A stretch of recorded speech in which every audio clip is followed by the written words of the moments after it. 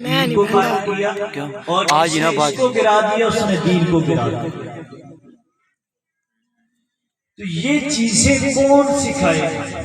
یہ چیزیں کون بتائے گا؟ یہ چیزیں کون اپنے اوپر جو ہے وہ لاگو کرے گا؟ ہم وہ چیزیں زیادہ شوق سے سیکھتے ہیں جن کا تعلق جو ہے مستحبات سے ہوتا ہے، نوافل سے ہوتا ہے،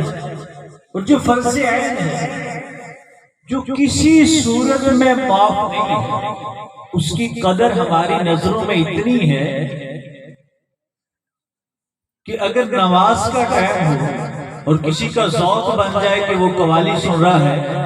تو اس کو اتنی حیا نہیں ہے کہ نماز ہو رہی ہے، نمازی نماز ادا کر رہے ہیں، وہ اپنے چشتی ذوق میں بیٹھے ہو۔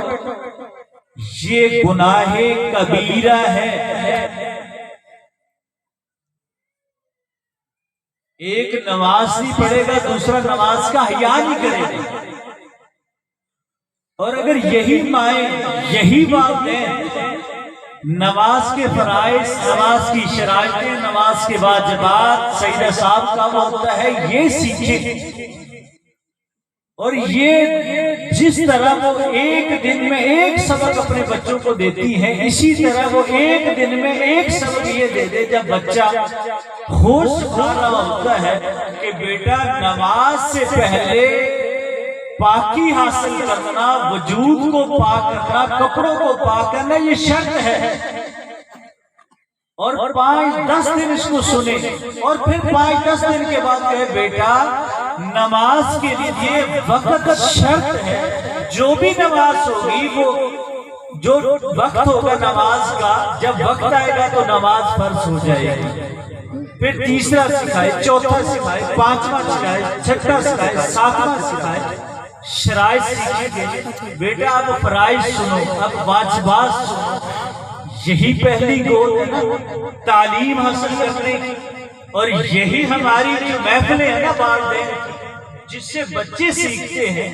اگر ہم سیکھیں گے تو بچوں کو سکھائیں گے۔ جب ہم اپنی نماز کی شرائط سے آری ہیں، واجبات سے آری ہیں، فرائض سے آری ہیں، مجھے بتاؤ ہم اپنے بچوں کو کیا سکھائیں گے؟ اگر خدا نہ خواستہ حادثاتی طور پر ہم نے مسجد میں بھیج دیے، علامہ صاحب کے قدموں میں بھیج دیے، انہوں نے 6 بجے سکھا بھی دیا، اور پھر وہی ماحول ہمارے گھروں میں جو ہے وہ وہی بچے کو ملے گا کہ نہ ہم نماز ادا کریں گے، نہ ہمیں شرائط کا پتہ ہوگا، نہ ہم فرائض کا پتہ ہوگا، نہ واجبات کا پتہ ہوگا، نہ بچہ ہم سیکھے گا۔ مجھے بتاؤ بچہ پروان تو چڑھ جائے گا، اور وہ ایم اے بی اے تو کر جائے گا، وہ جو ہے وہ ڈگریاں تو حاصل کر لے گا، وہ ذریعہ معاش کا ماہر تو ہو جائے گا، ذمہ داری کا ماہر تو ہو جائے گا، لیکن وہ بچہ نہ نماز کا ماہر ہوگا، نہ نماز کی شرائط کا ماہر ہوگا، نہ نماز کی واجبات کا ماہر ہوگا، نہ نماز کی فرائض کا ماہر ہوگا، نہ نماز قضا ہونے پر جو سے دکھ ہوگا نہ اس کا ماہر ہوگا۔ وہ کون سا اسلام ہے جو ہمیں نبی علیہ السلام نے دیا ہے، جو صحابہ نے اپنی گردنیں کٹا کر ہمیں دیا ہے، جو میرے محبوب نے وادی طائف میں پتھر کھا کے اپنی پنڈلیوں پر خون بہا کے، یہی اسلام تھا، یہی نماز تھی، یہی روزہ تھا، یہی ایمان تھا، یہی اسلام تھا، جس کی رگوں میں مصطفیٰ کا خون ہے، حسنین کا خون ہے، صحابہ کا خون ہے، اولیاء کا خون ہے، ان کی تعلیم ہے، یہی اسلام ہے جس کو آج ہم زمانے کے اندر نیست نابود کر رہے ہیں۔ یہی اسلام ہے جس کی بیڑا جو ہے ہماری عبادت کر رہی ہے، ہماری جماعت کر رہی ہے، ہمارے گھر کر رہے ہیں، ہمارے بچے کر رہے ہیں، ہماری عورتیں کر رہے ہیں۔ اگر انسان کو ذرا بھی اس درویش کی تعلیم کی فکر ہوتی تو درویش اس طرح نہیں بنا کہ ذریعہ معاش کا ماہر تھا، یہ اس لیے درویش نہیں بنا کہ یہ وزیر تھا، یہ اس لیے درویش نہیں بنا کہ یہ بہت بڑا عالم مختار تھا، یہ اس لیے درویش بنا ہے تہجد کے وقت لوگ مصلی پہ دیتے ہیں، عشاء کے وقت۔ واہ واہ واہ، سبحان اللہ، نعرہ تکبیر، نعرہ رسالت، نعرہ